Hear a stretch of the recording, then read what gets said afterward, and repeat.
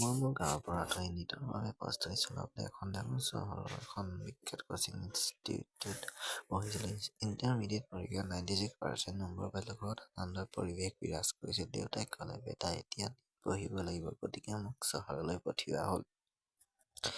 Coaching institute আৰু college একেই আছিল। মোৰ গাঁৱৰ পৰা প্ৰায় 70 কিলোমিটাৰ দূৰত একেখন কলেজৰ হোষ্টেলতে ভৰ্তি হৈছিলোঁ। হোষ্টেলৰ পৰিৱেশটো আৰম্ভণিৰ পৰাই অতি শান্ত আৰু অনুশাসিত আছিল। 10 বজাত লাইট বন্ধ হৈ যায়। 5 বজাত সাৰ পোৱা আৰু পঢ়া-শুনাৰ হেঁচা। যিয়েই নহওক, শান্তি ভাল পাইছিলোঁ। গতিকে কেইদিনমানৰ ভিতৰতে মই সম্পূৰ্ণৰূপে থিতাপি লৈছিলোঁ। প্ৰায় 25 বছৰ বয়সৰ চুমী মেডাম আমাৰ এগৰাকী মহিলা সম্পূৰ্ণৰূপে পৰিচালনা কৰিছিল হোষ্টেলখন। ষ্ট্ৰিক্ট চেহেৰা, গোলাপী ৰঙৰ ওখ সদায় শাৰী পিন্ধা। তাই কেতিয়াও হাঁহিব পৰা নাছিল। ল'ৰাবোৰে গোপনে ক'ব, তেওঁ হিটলাৰ। তাইৰ সহায়ক আছিল ঋষিকা, 28 বছৰীয়া এগৰাকী হৃদয়ৱান ছোৱালী। জিমলৈ গৈছিল আৰু সদায় নিজকে পৰিষ্কাৰ কৰি ৰাখিছিল।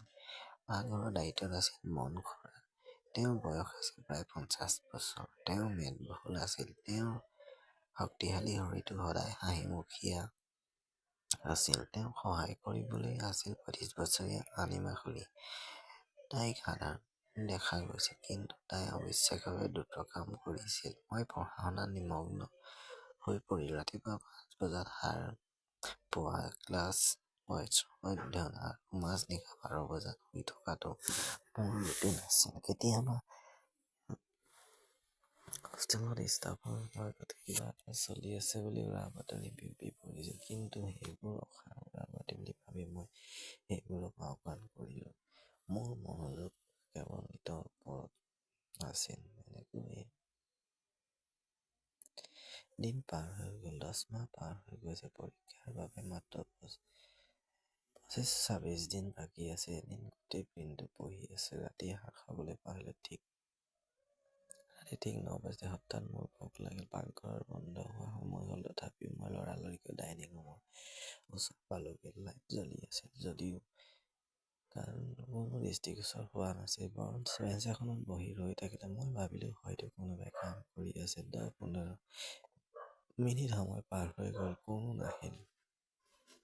এতিয়া মোৰ পেটটো ভোকত জড়িত হৈ আছিল। মই উঠি পাকঘৰৰ ফালে আগবাঢ়িলোঁ।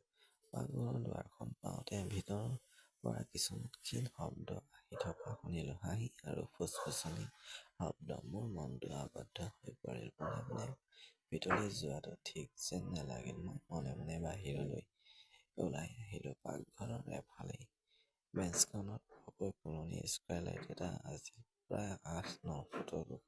চুকটোৰ কাষত জখলা এখন পৰি আছিল। খৰধৰকৈ জখলাখন লৈ আকাশৰ পোহৰত ওপৰলৈ উঠি গ'লোঁ।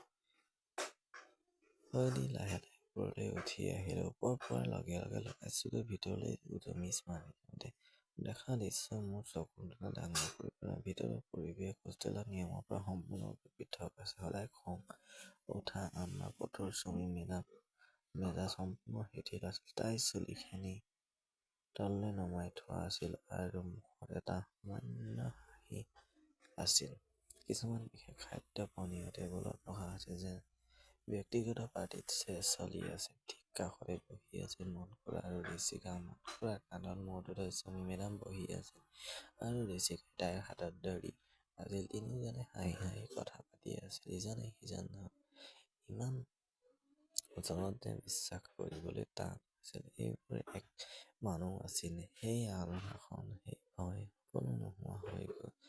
সেই কোঠাটোত মাত্ৰ তিনিজন মানুহ আছিল। নিজৰ পৃথিৱীত হেৰাই গৈছিল। মই মাত্ৰ কেইছেকেণ্ডমান চাই থাকিলোঁ। মোৰ হৃদয়খন ধপধপাই উঠিবলৈ ধৰিলে।